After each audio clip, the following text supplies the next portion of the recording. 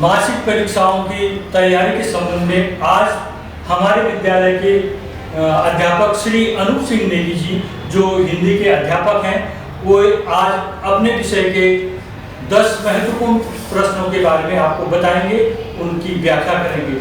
तो आज प्रस्तुत है हिंदी विषय कक्षा 10। हिंदी विषय के साथ ही समस्त विषयों की आपने परीक्षा देनी है और ये 4 परीक्षाएं आपकी इकाई परीक्षा के रूप में होनी है और इन 4 परीक्षाओं में जो अंक आपको प्राप्त होंगे उसी के आधार पर आपका आंतरिक मूल्यांकन का 20 नंबर का जो प्रश्न पत्र है उसमें आपका मूल्यांकन किया जाता है और इन मासिक परीक्षाओं का जो औसत है ये वहाँ पर आपको सहायता देता है। इसलिए इन मासिक परीक्षाओं को आपने बहुत अच्छे ढंग से करना है और इनको हल्के में नहीं लेना है। कुछ बच्चे सोचते हैं कि हम बोर्ड परीक्षा देने जा रहे हैं और इन मासिक परीक्षाओं से हमारा कोई संबंध नहीं है और इसमें अनुपस्थित रहते हैं या इसे ढंग से नहीं करते हैं, तो ऐसा नहीं है। ये 4 इकाई परीक्षाएं जो आपकी होंगी,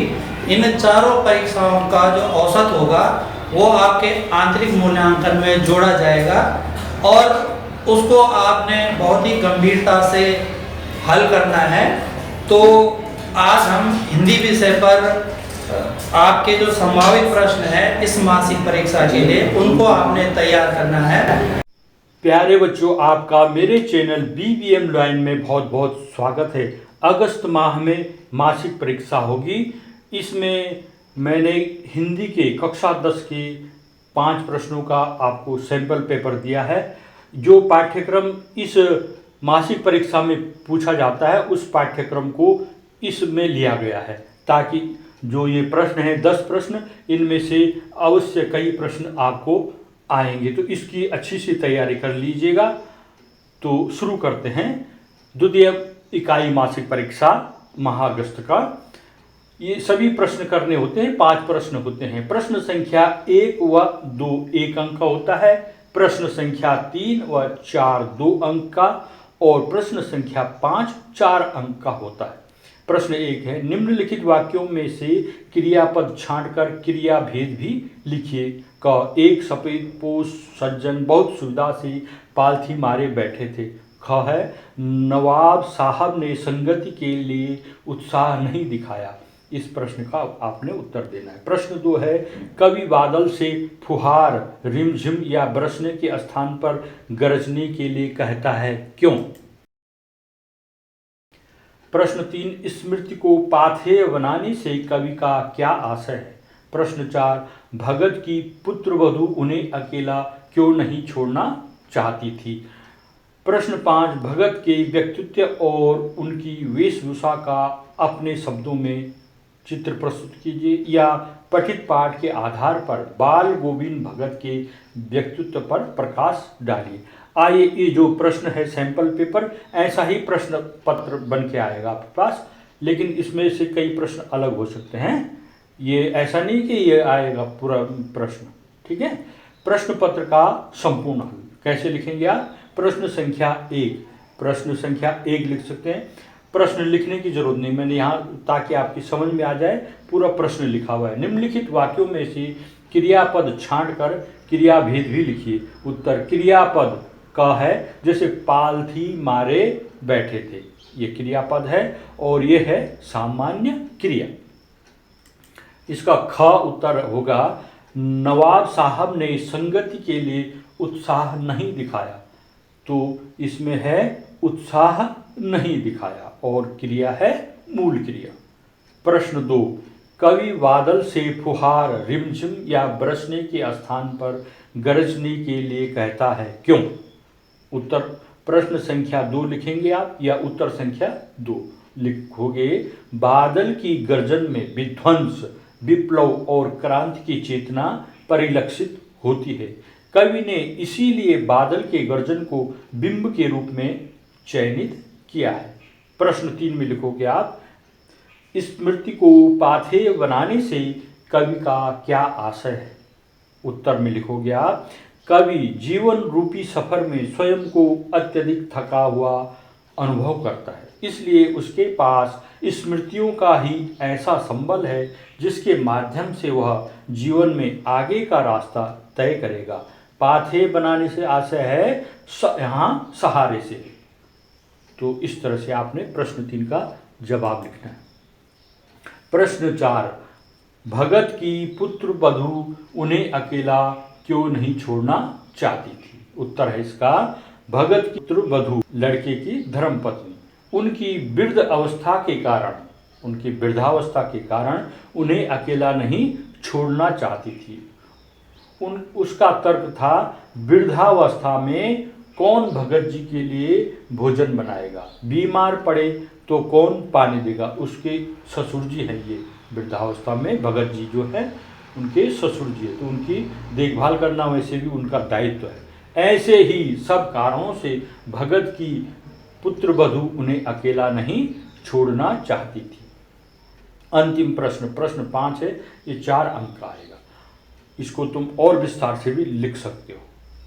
भगत के व्यक्तित्व और उनकी वेशभूषा का अपने शब्दों में चित्र प्रस्तुत कीजिए। उत्तर में लिखेंगे आप, बाल गोविंद भगत मंझोले कद के गोरे चिट्टे आदमी थे। उनकी आयु 60 वर्ष से अधिक की होगी। सिर के बाल पक गए थे। सिर के बाल पकना मैंने सिर के बाल सफ़ेद हो जाते हैं बुढ़ापे में। कैसे हो जाते हैं? काले की जगह सफ़ेद, उसको बोलते हैं बाल पकना।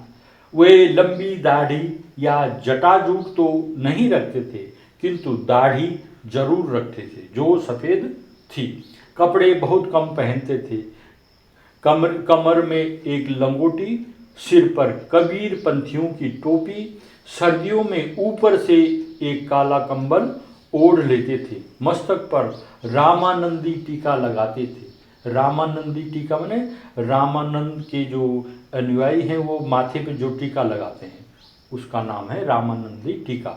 और गले में तुलसी की जड़ों की माला पहनते थे। तुलसी एक पौधा है, उसकी जो जड़ होती हैं, जड़ से मालाएं बनाते हैं। इस पर और गले में तुलसी की जड़ों की एक माला पहनते थे। तुलसी एक औषधीय पौधा है। हिंदू धर्म में इसको पवित्र पौधा माना जाता है। तो इसकी जड़ों को सुखा करके इनके जो जड़ की लकड़ी है उसका इसमें माला बनाई जाती है उसकी, और उसको गले में ये धारण करते हैं। इस प्रकार भगत का व्यक्तित्व व वेशभूषा बिल्कुल साधारण थी। 5 प्रश्न तो मैंने सैंपल पेपर के हिसाब से दे दिए, तो कम से कम मैंने 10 प्रश्न यहाँ पर बनाए हैं। 5 प्रश्न और देख लीजिए, ये भी आ सकते हैं, इनकी तैयारी कीजिएगा। निम्नलिखित वाक्यों में से क्रियापद छांटकर क्रिया भेद भी लिखिए।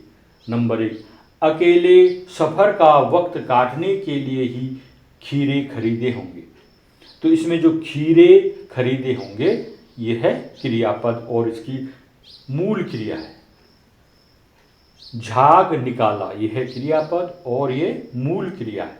किसमें? प्रश्न 2 में, दोनों खीरों से के सिरे काटे और उन्हें गूंथकर झाग निकाला। प्रश्न 2, परशुराम के क्रोध करने पर लक्ष्मण ने धनुष के टूट जाने के लिए कौन कौन से तर्क दिए? उत्तर लिखेंगे आप, यह धनुष तो बहुत पुराना था जो श्री राम के छूने भर से टूट गया। इसमें श्री राम का किसी प्रकार का दोष नहीं है, ये लिखना है आपने। प्रश्न 3, कविता में बादल किन किन अर्थों की ओर संकेत करता है? उत्तर, कविता में बादल पीड़ित प्यासे जन की आकांक्षा, नई कल्पना और नए अंकुर के नए विध्वंस, विप्लव और क्रांति की चेतना को संभव करने वाला आदि अर्थों को प्रकट करता है। प्रश्न 4, नवाब साहब ने बहुत ही यत्न से खीरा काटा, नमक मिर्च बुरका, अंततः सूंघ कर ही खिड़की से बाहर फेंक दिया। उन्होंने ऐसा क्यों किया होगा?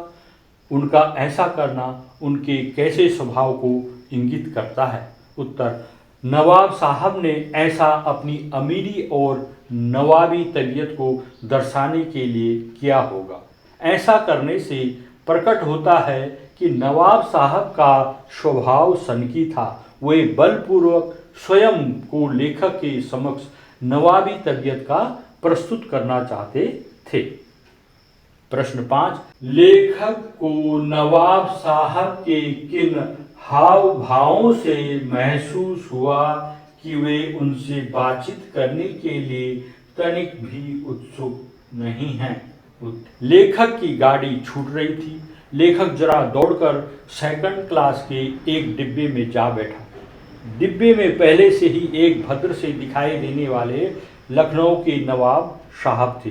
लेखक के अचानक डिब्बे में आ जाने से उन भद्र सज्जन की आंखों में एकांत चिंतन में विघ्न का असंतोष दिखाई देने लगा। नवाब साहब ने लेखक से संगति में जरा भी रुचि न दिखाई। मैंने जब लेखक वहाँ पर आ गया तो उनके साथ उनका होना, वो संगत साथ साथ बैठे। इस तरह से ये 10 प्रश्न हो गए हैं और उनके उत्तर, इनको अच्छी तरह से तैयार कर लीजिएगा। आपके मासिक यूनिट टेस्ट में अच्छे अंक। मेरे चैनल को सब्सक्राइब कीजिएगा। अगर आपको ये वीडियो पसंद आ रही है तो आप वीडियो को लाइक कीजिएगा, कमेंट कीजिएगा और इसको शेयर भी कीजिएगा। अगर आप इस चैनल में नए हैं तो मेरे चैनल को सब्सक्राइब भी कीजिएगा। धन्यवाद।